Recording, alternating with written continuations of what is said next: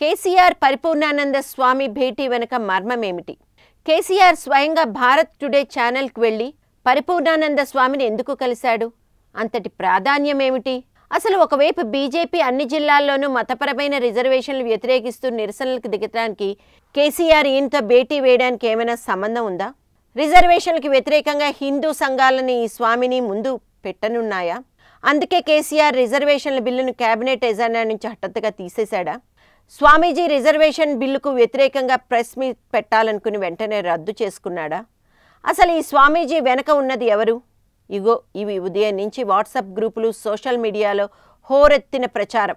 దీనిపై పలు పొలిటికల్ సర్క్యూట్లో చర్చలు, వాదనలు సరే. అసలు నిజంగా ఆయనకు అంత సీన్ ఉందా? ఇదో డౌటు. మరి నిజానికి ఏమిటి? ఇదో డౌటు. తీరా ఆరాసి తీస్తే ఏమీ లేదు. రిజర్వేషన్ల బిల్లుకు పరిపూర్ణుడికి అసలు ఏ సంబంధము లేదు. కేసీఆర్తో భేటీ, రిజర్వేషన్లు వేర్వేరు అంశాలు. అసలు విషయం ఏమిటయ్యా అంటే శృంగేరి మఠానికి పరిపూర్ణుడికి లింక్. చిన్నజీయర్ ఈయన సన్నిహితులు. కొంతకాలంగా కేసీఆర్ను కలవాలని స్వామి అడుగుతున్నాడు.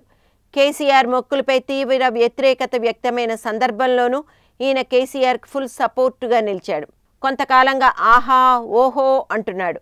మళ్ళీ ఎవరో గుర్తు చేసినట్టున్నారు, తాను మిమ్మల్ని కలవాలని అడుగుతున్నాడు కదా అని. ఇలాంటి విషయాల్లో ఎవరి ఊహలకు అందని విధంగా సర్ప్రైజ్ ధోరణి కనబరచడం కేసీఆర్కు అలవాటు.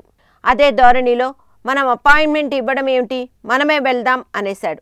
అప్పటికప్పుడు అష్టకాల రామ్మోహన్కు కాల్, సతీ సమేతంగా వెళ్ళి మరీ స్వామిని కలిసి ఆయనకేవో కొన్ని ఆర్థిక కష్టాలు ఉన్నాయి అంటే విని కాస్త సర్కార్ పరంగా భూరీ విరాళాన్ని, ఔదర్యాన్ని కనబర్చి వచ్చేశాడు. అది కథ. నిజానికి కేసీఆర్ సర్ప్రైజ్ విజిట్స్ ఇలాగే ఉంటాయి. తెలంగాణ ప్రభుత్వం వచ్చిన కొత్తలో రామోజీరావు తన అపాయింట్మెంట్ అడుగుతున్నాడని నెగిటివ్ వార్తలకు బంద్ పెట్టారు. ఆహా ఓహో కథనాలు ఆరంభమయ్యాయి. అన్నీ చూస్తున్నాడు కేసీఆర్. అనుకోకుండా ఓసారి విమానాశ్రయంలో రామోజీ తారసపడ్డాడు. మీరు అడిగారట, మా వాళ్ళు కాస్త లేటుగా చెప్పారని కేసీఆర్ అనడం, రేపు రమ్మంటారా అని రామోజీ అడగడం, మీరెందుకు రావడం, నేనే భోజనానికి వస్తాను మీ ఇంటికి అని అప్పటికప్పుడు చెప్పేసి అన్నట్టుగానే మరుసటి రోజు వెళ్ళి రామోజీ ఫిలిం సిటీ తెలంగాణకు తలమాలికమని కితాబు ఇచ్చి మరీ వచ్చాడు.